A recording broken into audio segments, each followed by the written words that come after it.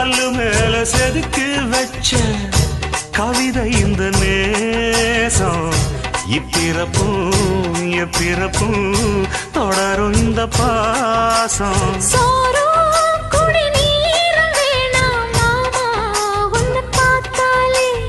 ஆறும் பசியாரும் தானாச மொழி கேட்டாலே ஒன்ன பிரிஞ்சிருக்க தன்னந்தனிச்சிருக்க அம்மம்மாடி அப்பப்படி என் மனசு ஒத்துக்காது செந்தூர பாண்டிக்கோரு சோடி கிளி கூட சோழ கழுது போல தோள தொட்டு ஆ